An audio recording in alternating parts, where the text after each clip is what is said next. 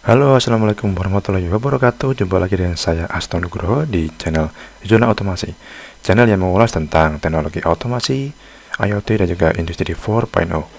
Nah, kali ini kita akan mengulas tentang Inductive Proximity Sensor. Nanti di awal-awal kita akan membahas tentang teori dasarnya, lalu dilanjutkan dengan demo sensornya. Oke, lanjut aja. Sensor proximity ini dapat mendeteksi metal yang mendekati sensor tanpa kontak fisik dengan target karena bersifat induktif. Sensor ini diklasifikasi menjadi 3 tipe berdasarkan pada prinsip operasinya. Yang pertama adalah oscillasi frekuensi tinggi menggunakan induksi elektromagnetik. Yang kedua adalah tipe magnetik menggunakan magnet. Dan yang ketiga adalah tipe kapasitans menggunakan perubahan pada nilai kapasitans. Nah, nanti kita akan mencoba membahas tentang high frequency oscillation ini. Nah, ini prinsip umumnya. Jadi ada dua, yaitu tipe general dan tipe non-ferrous. Nah, tipe general ini ketika medan magnet frekuensi tinggi dihasilkan oleh kumparan L, kumparan ini di sirkuit osilasi. Ketika target mendekati medan magnet, arus induksi atau arus eddy mengalir di target karena induksi elektromagnetik. Jadi saat target mendekati sensor, aliran arus induksi meningkat yang menyebabkan beban pada rangkaian osilasi meningkat. Kemudian, osilasi melemahkan atau berhenti. Sensor mendeteksi perubahan status osilasi ini dengan rangkaian pendeteksi amplitudo dan mengeluarkan sinyal deteksi. Berikutnya prinsip non-ferrous metal. Jenis logam non-ferrous ini termasuk dalam jenis osilasi frekuensi tinggi. Jenis logam non-ferrous menggabungkan rangkaian osilasi di mana kehilangan energi yang disebabkan oleh arus induksi yang mengalir di target mempengaruhi perubahan osilasi frekuensi. Ketika target logam non-ferrous seperti aluminium atau tembaga mendekati sensor, frekuensi osilasi meningkat.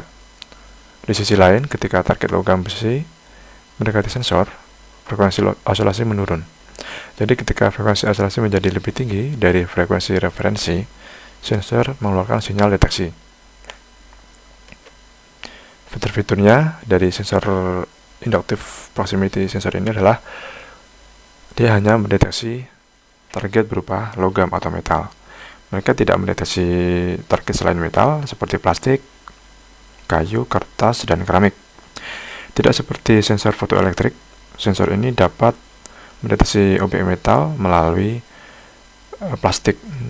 Nanti kita coba praktekkan ketika sensornya dihalangi oleh plastik, dia dapat mendeteksi logam di sebaliknya. Fitur yang kedua adalah durabilitas atau ketahanan pada lingkungan sekitar. Karena ini bersifat industrial inductive sensor, jadi kepalanya itu ditutupin atau di cover oleh bungkus yang memenuhi IP67 atau Ingress Protection 67. Ya, jadi ketika sensor ini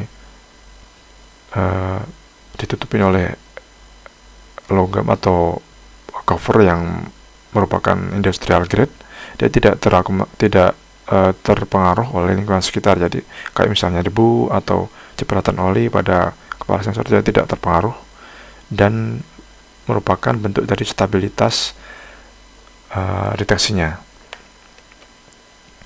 Ini klasifikasinya ada dua, yaitu shielded dan non-shielded. Jadi bentuknya shielded itu maksudnya adalah di sekeliling kepalanya itu tertutup atau dibungkus oleh pelindung. Pelindungnya itu berupa logam gitu ya, untuk melindungi kepala sensornya. Jadi ini kita lihat deteksinya itu dia fokus ke depan, kan di samping kanan kirinya itu melingkar bungkus logam. Yang kedua adalah non-shielded. Non-shielded ini dia terbuka gini, seperti ini. Ini yang kita pakai nanti buat demo. Jadi karena dia terbuka, dia tidak terlalu fokus ke depan, dia bisa deteksinya itu bisa lebih luas dibandingkan dengan yang shielded tadi. Nah, tapi ini untuk mountingnya yang perlu diperhatikan adalah si kepala sensornya itu terbuka gini. Nah, nanti kanan kirinya itu dimounting oleh baut ini atau mur ini di sebelahnya itu kita bisa lihat. Untuk implementasinya kita bisa lihat di aplikasi ini. Contohnya adalah untuk sistem robotik, sistem conveyor, untuk keamanan mesin atau safety mesin, dan juga untuk deteksi status mesin on atau off-nya. Ini sumber-sumber yang kita pakai pada pembahasan kali ini. Nah, kita sampai pada demo. Nah, kita nanti akan mendemokan sensor dari Autonix yang tadi kita sempat singgung, yaitu non-shielded. Nah, oke teman-teman, kita coba demo. Kali ini adalah menggunakan sensor induktif proximity sensor, dan juga ini outputnya buat relay ya, output dari si sensor. Kita sensornya pakai Autonix seri PR3015DN. Nah, 30 ini adalah luas penampaknya 30 meter atau 3 cm.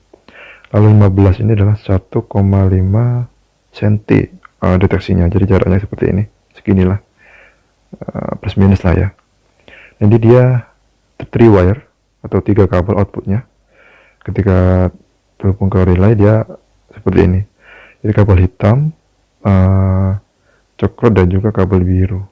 Kabel hitamnya ini terhubung ke positif dari si relaynya, atau ini sebenarnya non polarity sih, bisa dibalik-balikan. Relaynya kan AC/DC, dia menggunakan nanti DC. Terus yang coklat ini di paralel dengan power supply dan si relaynya. Yang si birunya langsung ke zero volt dari si power supply ya. Jika boleh kita lihat di sini ada, kelihatan ya, ada koneksinya, koneksi di sensor ini. Ini ada biru, coklat, dan juga hitam. Coklat hitamnya itu diparalel dengan beban, lalu birunya langsung ke 0 volt atau 0 volt ya. Kita langsung demokan saja. Jadi kita pakai ini induktif ya. Tadi induktif itu maksudnya adalah dia deteksi oleh deteksi metal saja. Kita pakai kertas nih, coba pakai kertas yang deteksi enggak? Oke ya, enggak deteksi ya. Deteksi. Kita pakai plastik ini, bahan plastik. Enggak deteksi. Kita pakai tes pen, ini bahannya dari logam. Nah, nyala ya, deteksi ya. Nyala, aktifin relay juga. Coba lagi pakai gunting. Nyala juga nih. Segini kira-kira deteksinya gini, 1,5 atau 1 cm lah. Oke, on off ya. Nah, kita coba halangin. Tadi kan disebutkan sifatnya itu, karena dia induktif, dia hanya berarti metal ya, dan bisa menembus bahannya.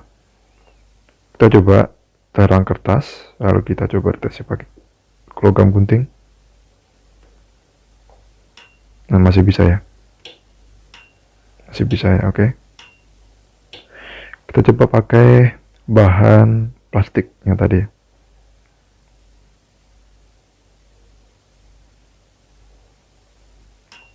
Masih bisa ya.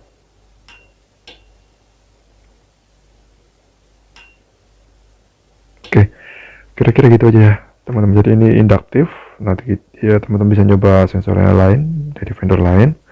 Ini 3 kabel, outputnya 3 wire tadi yang sempat saya sebutkan, di paralel, dan juga langsung ke relay dan juga ke power supply. Seperti itu ya teman-teman ya. Oke, jangan lupa like, subscribe, dan juga nyalakan lonceng di channel Legend Automasi. Terima kasih atas perhatiannya.